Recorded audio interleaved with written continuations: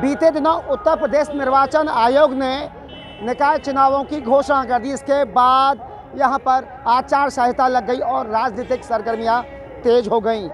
सभी राजनीतिक दल अपने प्रत्याशियों के चयन के लिए तिड़कम लगाने में जुट गए हैं। ताज नगरी आगरा की बात करें तो यहां पर 1989 से लगातार यहां पर भाजपा परचम लहराती आई है। इस बार ऊँट किस करवट बदलेगा ये आने वाला समय बताएगा।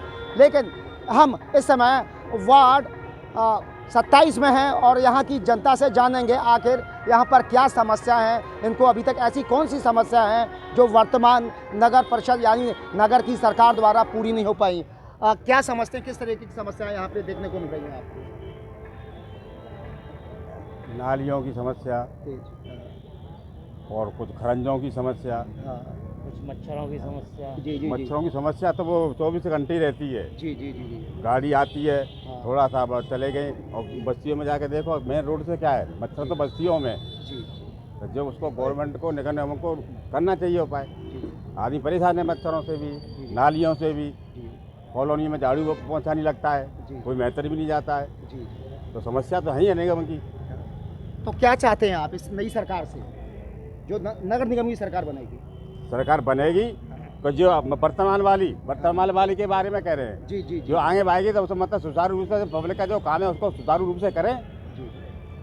ये सुचारू रूप से काम होने चाहिए, ये यहाँ के आम जन का कहना है। अब देखेंगे आने वाले समय में किस तरीके से निकाय चुनावों के अंदर ये प्रत्याशियों की तकदीर बदलेंगे। और लोग हैं, किस तरीके से देखते हैं? ये हम तो चाहते हैं वर्तमान में जो भी सर यहाँ पे पार्षद बने वो हर गली हफ्ते में, अगर हफ्ते में ही ना आए तो 15 दिन में तो एक चक्कर लगाए, आगे अपने समस्या पूछे सभी से, क्या उसका निराकरण कर सकते हैं तो वो आगे समस्या तो पूछे। ये थोड़ा ना कि सिर्फ वोट मांगने आए और चले गए, ऐसा ना हो। सिर्फ आए, सबसे समस्याएं पूछें, उनका हल करें। तो हम चाहते हैं वर्तमान सरकार तो यही करे। यानी जिस तरीके से प्रत्याशी चुनावों के दौरान यहाँ पर पहुँचते हैं और हाथ जोड़ते हैं, पैर भी छूते हैं और उसके बाद जीतने के बाद कभी पीछे मुड़कर नहीं देखती, ऐसा ये मतदाताओं का आरोप है। इनको अब ऐसा प्रत्याशी चाहिए जो जीतने के बाद भी इनकी समस्याओं का समाधान कर सके और इनके हालचाल जानने के लिए भी यहाँ पर आता रहे। और भी लोगों से जानेंगे। आप यहाँ पर बाजार कमेटी से जुड़े हुए हैं, किस तरीके की समस्या देखने को मिलती है? जी, यहाँ पर जो सबसे बड़ी समस्या है वो जल भराव की है। जी, बारिशों में यहाँ पर जो है जल भराव इतना हो जाता है कि यहाँ से लोगों का निकलना दुश्वार हो जाता है। जी। तो सबसे पहला जो समस्या का निदान है वो जल भराव की समस्या को निदान दिलवाना है। इसके अलावा आप किस तरीके का प्रत्याशी चाहते हैं? आपने प्रत्याशी ऐसा होना चाहिए जो जनता का पूरा सहयोग करे और उनके बीच में उठ बैठ सके, उनकी समस्याओं को सुने, ये होना चाहिए। आप यहाँ के महापौर को जानते हैं? यहाँ के महापौर को जानते हैं वर्तमान के? ये सफल तो आप ये स्थिति देखिए कि आगरा के निवर्तमान जो महापौर हैं यहाँ की जनता नहीं जानती है, यानी उन्होंने काम किया है नहीं किया है ये तो वो खुद जाने, ये जनता बता रही है। हमारा काम है यहाँ की समस्याओं को अवगत कराना, तो ये जनता लगातार बता रही है। अब देखेंगे और भी हमारे साथ लोग हैं। राजेश जी, आप यहाँ पर खुद बाजार कमेटी से जुड़े हुए हैं, तमाम समस्याएं रहती हैं, आपके पास खुद लोग आते हैं, तो आप किस तरीके का प्रत्याशी चाहते हैं, चाहे महापौर हो चाहे पार्षद हो? प्रत्याशी ईमानदार हो, बढ़िया हो, काम हो और काम करने वाला हो। आजकल जो प्रत्याशी की जो पार्षद बन के जो आते हैं, नमदार से पार्षद बन के आते हैं, उनकी मेंटलिटी ये होती है कि पहले क्षेत्र में घूम के लोगों की समस्या को देखो, क्या क्या समस्या है, उनका एक स्टेप बाय स्टेप उसका निदान करो। उनमें यहाँ पे जैसे जल भराव की समस्या है, मच्छरों की समस्या, सीवेज की समस्या है, इनका समाधान होना चाहिए। पर पार्षदों को जब याद आती है, जब लास्ट के साल 2 साल रह जाते हैं, उससे पहले पार्षदों को कुछ भी याद नहीं आती है। इसीलिए पार्षद एक जुझारू बढ़िया पार्षद होना चाहिए जो क्षेत्र में जाके घूम के काम कराए।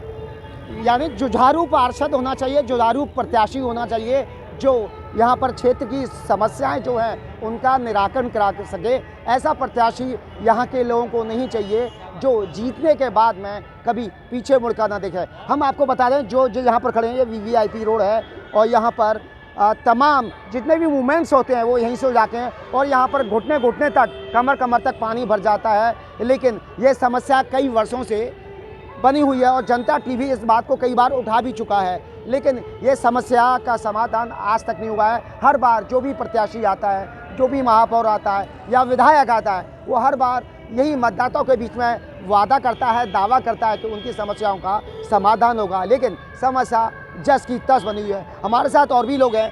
चाचा, आप काफ़ी उम्र में दिखाई दे रहे हैं, आप इतने सालों से क्या देख रहे हैं और किस तरीके का प्रत्याशी चाहते हैं? प्रत्याशी बढ़िया ईमानदार प्रत्याशी, इसमें पढ़ा लिखा प्रत्याशी होना चाहिए, सरदारा ज़्यादा नहीं होना चाहिए। जी जी जो अंगूठा टेके। जी, नाम नहीं हाँ, हाँ, जी जी जी। और इस रोड पे 40 फुट का रोड 10 फुट के अंदर में आ गया, जैसे ट्रैफिक की व्यवस्था सबसे ज़्यादा खराब रहती है। जी जी पानी जल भराव का 40 साल से जल भराव का निष्कासन आज तक नहीं हो पाया है। जी गेंटू पानियों में निकलना पड़ता है, जी नाले भरे हुए हैं। जी।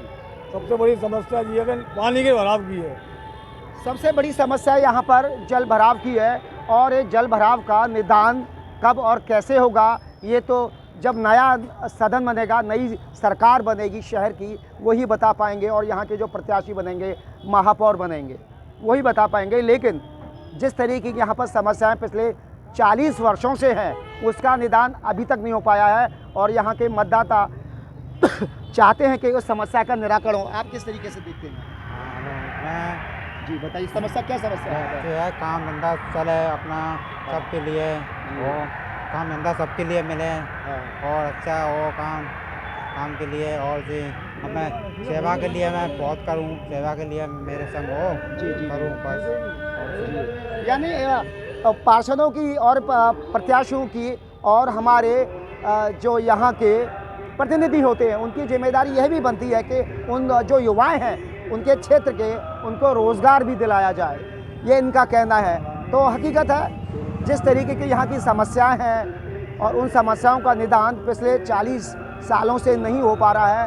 अब आने वाले वक्त में जो ये नया प्रत्याशी यहाँ पर आएंगे, चाहे वो किसी भी दल के हों, लेकिन उनकी समस्याओं का अभी तक निराकरण नहीं कर पा रहे हैं। हमारे साथ राजेश जी, एक बार उनसे पूछेंगे कि सर कई 40 साल हो चुके हैं, लेकिन 40 सालों में अभी तक पानी की समस्या नहीं हो पाई है और भी बहुत सारी समस्याएं हैं। जानकारी में आया कि यहाँ पे स्कूली बच्चों के साथ में बहुत सारी घटनाएं होती रहती हैं। हम लोगों की भी उम्र 40-42 साल हो चुकी है। जब हम लोग स्कूल में स्टूडेंट थे, जब पढ़ते थे स्कूल में, तब से पानी भरता हुआ था। कभी भी शासन प्रशासन ने इसे गंभीरता से नहीं लिया, इसकी समस्या का निदान नहीं देखा कि इसकी आखिर समस्या है क्या, इसमें जलभराव होने का कारण क्या है, यहाँ पे क्यों पानी का जंक्शन बन जाता है। अगर इसका सॉल्यूशन निकाला जाए, निकाल सकते हैं। अभी नगराज जी थे, उन्होंने प्रयास भी किया और G20 में अभी लगा हुआ है और हो सकता है इसका निदान हो जाएगा, जल्दी से जल्दी निदान। चलो, और भी कुछ समस्या, जैसे स्कूल है, स्कूल में कुछ बच्चियों को छेड़ा जाता है और झगड़े भी होते हैं यहाँ पर। नहीं, आए दिन ऐसा नहीं है कि यहाँ पे स्कूल, बहुत से स्कूल और हैं जहाँ पे भीड़ भाड़ के चक्कर में कभी भी हो जाता है, पर यहाँ पे इतना सेंसिटिव एरिया नहीं है कि ये शिक्षा की बात हो।